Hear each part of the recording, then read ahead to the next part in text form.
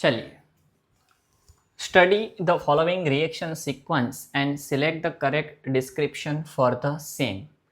अगर मैं कुछ न कराऊँ ना तो भी इसका आंसर मैं वैसे आपको कह सकता हूँ कि ऐसे इसको ढूंढना है। ऑप्शन पता है कि स्टीरियो सिलेक्टिव वगैरह वगैरह है, वैसे ही कह दूँ, पर मुझे आपको कुछ इसमें हिंट देनी है। सपोज कोई रिएक्शन है, इसमें रिएक्टेंट टू प्रोडक्ट जा रही है। अगर ये जो प्रोडक्ट है वो हमें इनेंशियोमर्स मिल रहे हैं, मतलब mirror image of each other and non superimposable, तो वो रिएक्शन इनेंशियो सिलेक्टिव कहलाती है। Enantiomer product enantiomers as a product मिल रही है तो इनेंशियो सिलेक्टिव रिएक्शन का नाम होगा। अगर हमारी प्रोडक्ट डाइस्टीरियोमर्स है, मतलब not mirror image of each other, तो वो डाइस्टीरियो सिलेक्टिव रिएक्शन कहलाएगी। अब इसे समझाने के लिए मैंने सबसे पहले एक ये एग्जांपल लिया है कि ऐसी एक हमारे पास एक अल्कीन है और ये जो है वो मेटल के साथ हम इसकी हाइड्रोजन मतलब वन टाइप ऑफ हम रिडक्शन रिएक्शन करवाने जा रहे हैं। हाइड्रोजिनेशन क्या करवाने जा रहे हैं? हाइड्रोजिनेशन। हाइड्रोजन ऐड हो रहा है इसीलिए हाइड्रोजिनेशन। पर यहाँ स्टीरियो दिया है तो यहाँ प्रोडक्ट आप वैसे ही नहीं लिख सकते हो, इसको आपको स्टीरियो के फॉर्म में लिखनी पड़ेगी। तो देखिए, हमें दो तरीके की प्रोडक्ट की पॉसिबिलिटी है।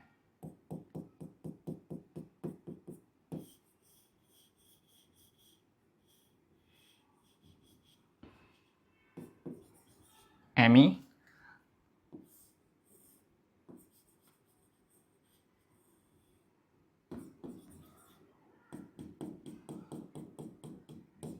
अब देखो, आपको ये पता होगा कि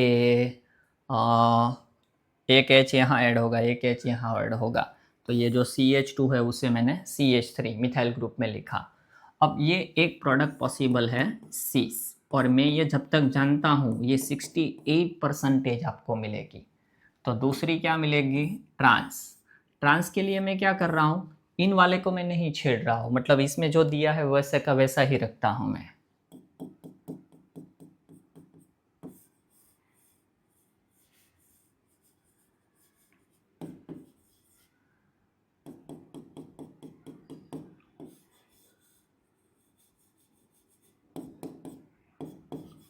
ये ट्रांस। अब आप देखिए कि इसके अंदर एक सीस प्रोडक्ट मिल रही है और ये ट्रांस। क्या ये mirror image of each other है? Of course not. आप इसे ऐसे मिरर इमेज की तरह सोचो तो नहीं है। Not mirror images. तो ये क्या है? डाई स्टीरियोमर्स। और अगर ये डाइस्टीरियोमर्स है तो प्रोडक्ट क्या रिएक्शन क्या कहलाएगी? डाइस्टीरियो सिलेक्टिव। ओके, एक और चीज इसके अंदर देखिए,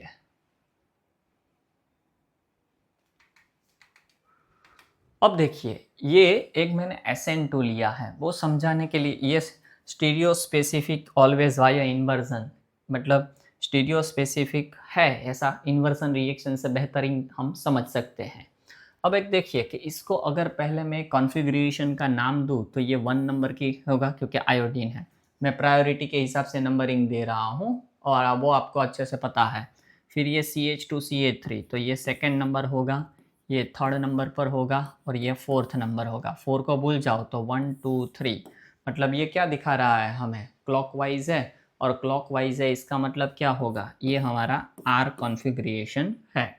अब देखिए आप, इसकी रिएक्शन हो रही है तो आपको पता है कि I रिप्लेस्ड बाय OH और SN2 रिएक्शन हो रही है, इसका मतलब क्या होगा? इन्वर्जन। और इन्वर्जन का मतलब क्या करेंगे? तो C। अब ये मिथाइल इस साइड है तो वो इस साइड पर चला जाएगा। अब ये आयोडीन इस तरफ था तो OH उसकी एग्जैक्टली अपोजिट डायरेक्शन में लगेगा। बाकी जो है उसे वैसा का वैसा ही लिख देते हैं हम, पर मिरर इमेज इन्वर्जन करना होगा। इन्वर्जन करना होगा, ये थोड़ा आप समझ लेना। ओके, चलो ET। अब इसमें आप नंबरिंग करो पर्टिकुलर, तो क्या होगा? ऑक्सीजन का फर्स्ट, इसका सेकंड, इसका थर्ड, इसका फोर्थ, तो 1 2 3 एंटी क्लॉकवाइज, तो एस कॉन्फ़िगरेशन मिलेगा। मतलब आप कह सकते हो कि इसके अंदर मॉलिक्यूल जो है ये मिरर इमेज इन्वर्जन हो रहा है, इसका जो है एग्जैक्टली उसका उल्टा मिल रहा है, तो ये इन्वर्जन हमें दिखा रहा है। अब देखिए किसके अंदर, इसके अंदर हम 1 2 3 और ये 4 है, तो 1 2 3 क्लॉकवाइज है ना, तो आर। बट मैंने कहीं एक लेक्चर में पढ़ाया है कि जो 4 नंबर है वो टॉवर्ड्स व्यूअर, मतलब जो देख रहे हैं उसकी तरफ आ रहा है, या तो शॉर्टकट में कह दो ऐसी डार्क लाइन हो तब। अगर क्लॉकवाइज है तो आर, बट आर नहीं लिखेंगे, क्या लिखेंगे, ये हमारा एस कॉन्फ़िगरेशन होगा। ओके, कॉल आ गया, वापस सब कुछ बिखर गया। चलो हाँ, तो मैंने टॉवर्ड्स व्यूअर है, तो इसका मतलब ये हुआ कि हमें बदल देना है, आर हो तो एस, एस हो तो आर। ओके, चलिए अब रिएक्शन तो SN2 ही हो रही है, इसका मतलब ये होगा कि यहाँ पर आपका जो OH है वो, सॉरी I है, वो OH से क्या हो जाएगा, रिप्लेस हो जाएगा। तो हमें क्या मिलेगा, इन्वर्जन। देखो SN2 रिएक्शन, वापस कह रहा हूँ इन्वर्जन देखना है तो मिथाइल की साइड अपोजिट दिखानी है, I इस साइड है तो OH उसके इन्वर्जन में लगेगा, मतलब इस साइड लगा देना है। फिर ये ET और ये होगा हमारा H। अब देखिए आप यहाँ पर वापस हम नंबरिंग कर देते हैं, तो ऑक्सीजन को फर्स्ट नंबर देंगे, इसको हम सेकंड नंबर देंगे, इसको हम थर्ड नंबर देंगे, इसको हम 4 नंबर देंगे। तो 1 2 3 क्या है, ये एंटी क्लॉकवाइज है, और एंटी क्लॉकवाइज का मतलब क्या होगा, ये S पर वापस 4 नंबर टॉवर्ड्स व्यूअर, तो S नहीं होगा, S2R, मतलब S नहीं, इसका कॉन्फ़िगरेशन क्या होगा, R होगा। तो मैं ये सिखाना चाहता था आपको कि हम ये स्टीरियो स्पेसिफिक किस तरह निकाल सकते हैं, या तो स्टीरियो स्पेसिफिक को कैसे एक्सप्लेन किया जा सकता है। ओके, और हाँ, ये एक भी इंटरेस्टिंग स्टोरी है इसके अंदर। अब देखिए आप, NaOH E2 है, और E2 का मतलब क्या होगा कि ये आपको एलिमिनेशन दिखा रही है ना। यहाँ अल्कोहलिक NaOH या तो अल्कोहलिक KOH होगा, तो एलिमिनेशन मतलब क्या, तो यहाँ से Br जाएगा और यहाँ से H जाएगा, और ये पेयर ऑफ इलेक्ट्रॉन यहाँ पर शिफ्ट होगी, मतलब क्या मिलेगा हमें, अल्किन मिलेगा। तो हम ऐसा कह सकते हैं कि ये ऐसा ही है। ओके, यहाँ पर क्या होगा, फिनाइल, फिनाइल, और ये कहीं गलती है, चलो ये मिथाइल ग्रुप, ये क्या है, मिथाइल ग्रुप, और कार्बन कार्बन क्या हो जाएगा, डबल बॉन्ड, और इसके साथ जो हाइड्रोजन है वो इस तरह आ जाएगा।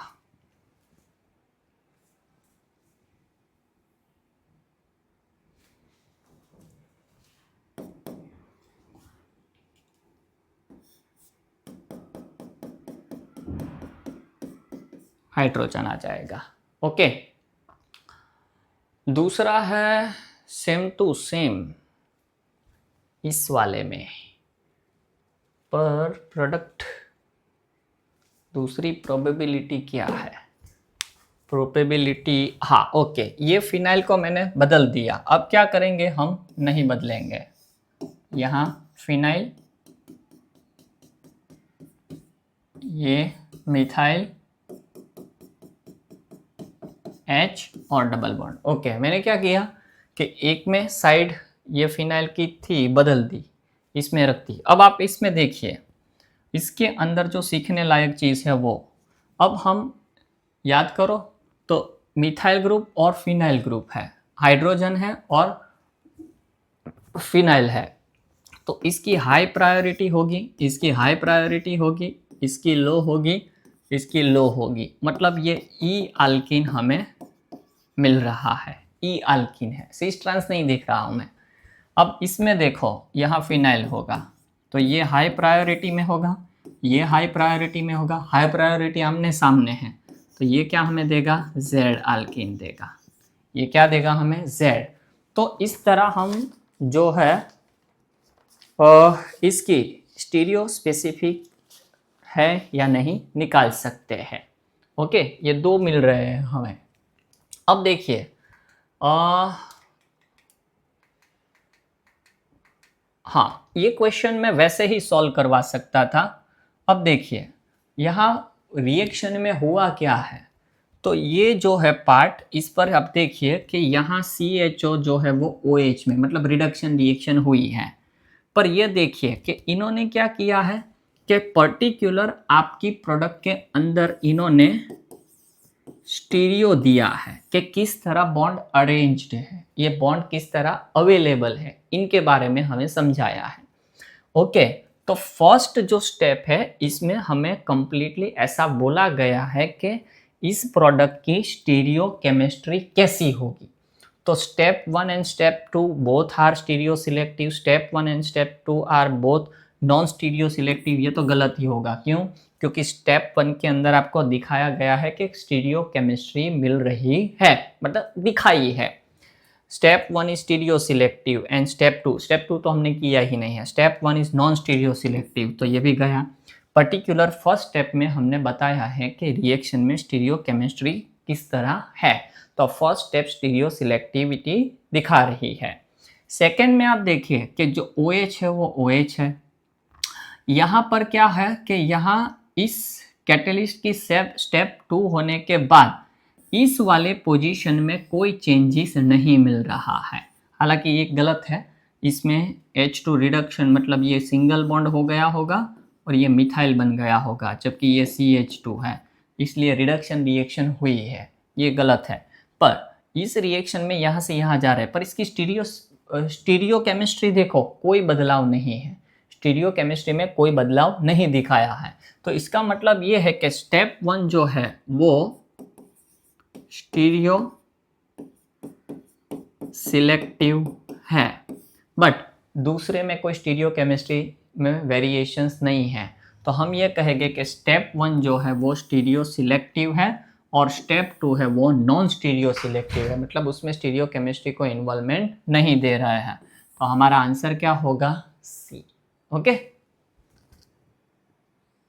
आगे बढ़ते हैं।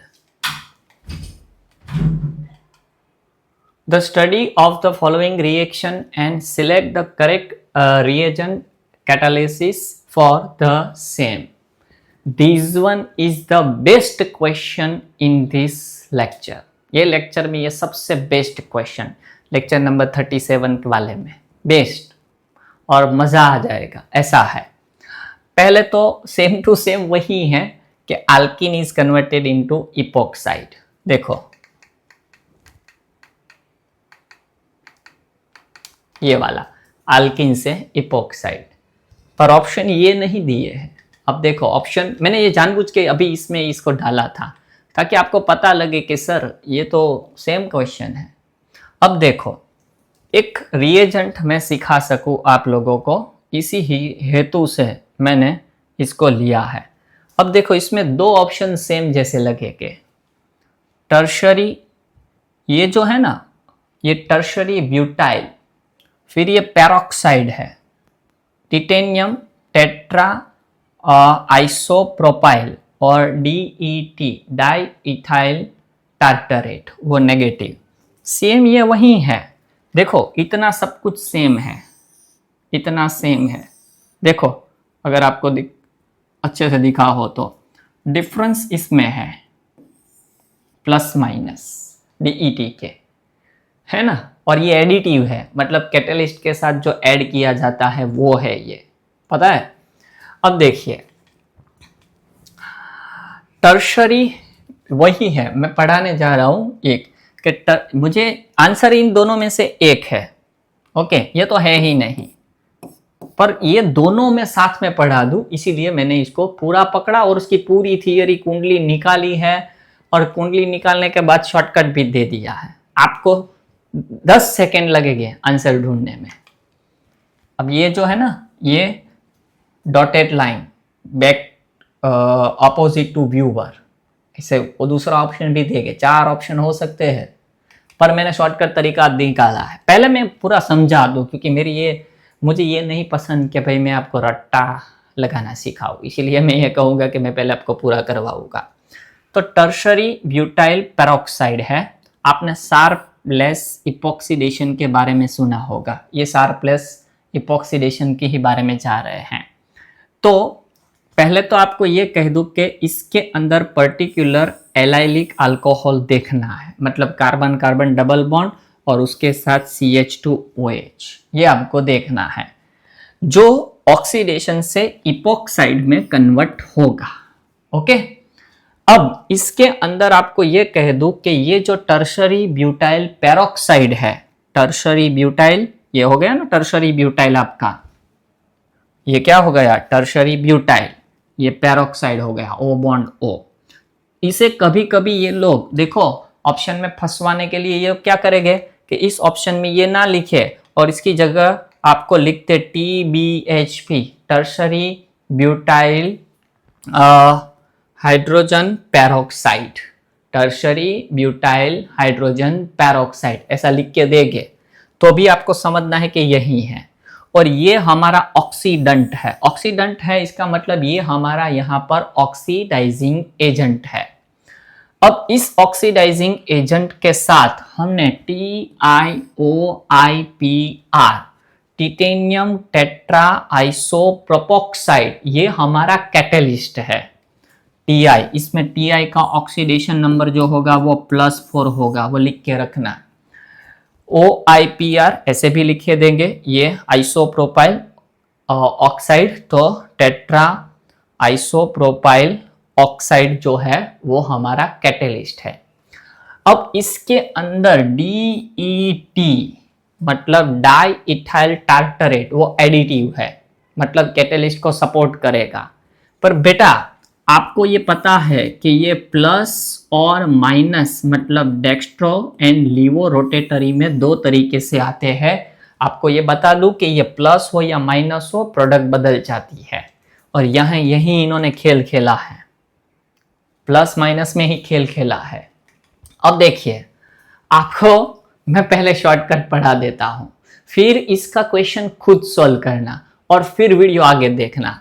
शॉर्टकट क्या है, होगा हमारे पास क्या, allylic alcohol, carbon carbon double bond with CH2OH, ये होगा। आप क्या करो, इसको खड़ा कर दो, खड़ा कर दो मतलब इस तरह खड़ा कर दो, C डबल बॉन्ड C। तब ये जो नीचे का पार्ट है ना, वो 2 तरीके से आप लिख सकते हो। कैसे, तो देखो इसको मैं खड़ा करूं तो ये इस तरह लिख सकते हैं या तो इस तरह लिख सकते हैं। तो आपको भी पेपर में क्या करना है, पेपर को घुमा के डबल बॉन्ड को ऊपर कर दो, और आपका OH किस साइड है, इसमें देखो तो लेफ्ट हैंड साइड पर है और इसमें देखो तो राइट हैंड साइड पर है। तो ऐसे 2 हो गए ऑप्शन, इसमें 2 option, plus DET minus DET, plus DET minus DET, और इतना याद रख लो तो क्वेश्चन का आंसर आपको पता चल जाए। तो क्या करो, DET को कार्बन कार्बन डबल बॉन्ड को अप कर दो, फिर देखो OH लेफ्ट हैंड साइड पर है या OH राइट हैंड साइड पर है।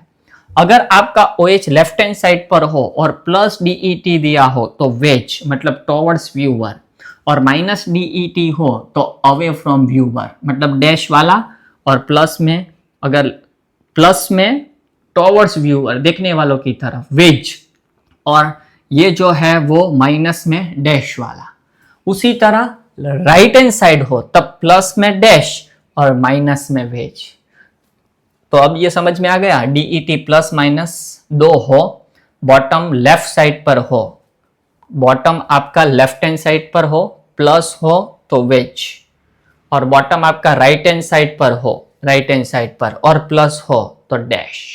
ओके, उसी तरह DET आपका माइनस हो, बॉटम आपका लेफ्ट साइड पर हो, तो आपको क्या दिखाना है, बॉटम लेफ्ट साइड पर है, माइनस है तो डैश, और माइनस है और बॉटम राइट हैंड साइड पर अगर OH है तो वेज है।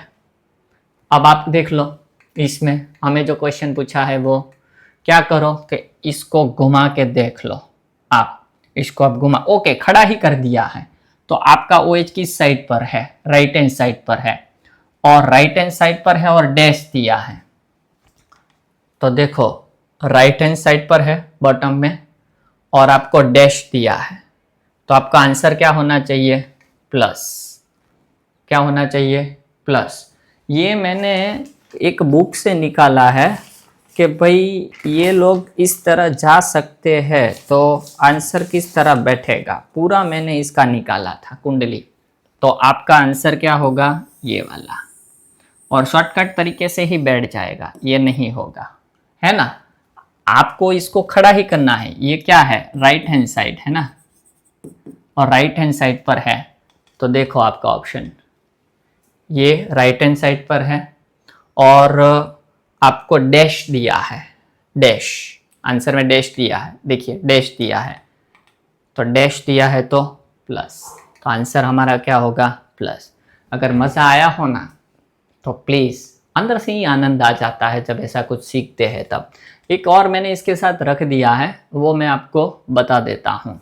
अब देखिए साथ, ये सब इसलिए निकाला कि अब एक बार पूछा है तो दूसरा ऐसा नहीं पूछे, बस कुछ उलट पुलट के कर दे। तो अब देखो ये वाला जो है हमारा कार्बन कार्बन डबल बॉन्ड, इसको आप खड़ा करोगे तो ये कौन सी साइड है? लेफ्ट, राइट हैंड साइड पर है। पर इसमें एक और चीज़, इसको आप कॉन्फ़िगरेशन निकालो तो ये 1 2 3, अब देखो कार्बन कार्बन डबल बॉन्ड है तो भी कॉन्फ़िगरेशन निकाल सकते हैं। 1 2 3 प्रायोरिटी के हिसाब से है, तो ये इस तरह गया, तो एंटी क्लॉकवाइज है तो S, minus D T use करोगे तो एच, और प्लस डी टी यूज़ करोगे तो डैश। देखो किस साइड पर है? राइट हैंड साइड पर है ना। कौन सी साइड पर है? राइट हैंड साइड पर है। प्लस के साथ डैश, प्लस के साथ डैश, माइनस के साथ वेज, देखो माइनस के साथ राइट हैंड साइड पर वेज, है ना, बैठ रहा है। सेम इसमें भी ऐसा मैंने किया है, देख लो कि ये भी नंबरिंग की, ये लेफ्ट हैंड साइड पर लिया है, वो राइट हैंड साइड, ये वाला ऑप्शन में राइट हैंड साइड पर लिया था। इसको आप खड़ा करोगे तो आपको पता चलेगा कि ये राइट हैंड साइड पर है। मोबाइल घुमा के देख लेना दोनों में, 1 2 3, ये क्या है? क्लॉकवाइज है तो आर है, माइनस में डैश, प्लस में पेज। ये दो आप सेल्फ करना, क्या आंसर मिलता है वो देखना। सिर्फ यही करना है यार, आपको क्या करना है? इसको ही लर्न करना है। आपका आंसर इसमें सॉल्व। मज़ा आया? सबसे अच्छे से लिख लेना, और ये ट्रिक किसी को देखो एक चीज़ याद रखो, आप किसी को कुछ भी शेयर मत करना, बी सेल्फिश। रणवीर कपूर का वो गाना है ना कि हो जा मतलब ही, एक्चुअली है ना, हम दानवीर कर्ण हो जाते हैं, ले तू ये कर वो कर। सच कहो ये भी ज़रा सा भी पाप नहीं है। ऐसी ट्रिक किसी को मत दो। सोचो कि आपने किसी को ट्रिक शेयर की, आपने किसी को ट्रिक शेयर की, वो भी साथ में एग्जाम दे रहा है सेम सब्जेक्ट में, इसीलिए होगा क्या कि कोई ऐसा एक क्वेश्चन जो आप नहीं सॉल्व कर पाए वो कर पाए, और आपसे 2 मार्क्स आगे चला गया, और वो क्वालिफाई हो गया और आप रह गए। उसकी वजह से आप रह गए, उसकी वजह से, क्योंकि ऐसे एक एक नंबर के मार्क्स वाले क्वेश्चन वाले खड़े हो जाए तो।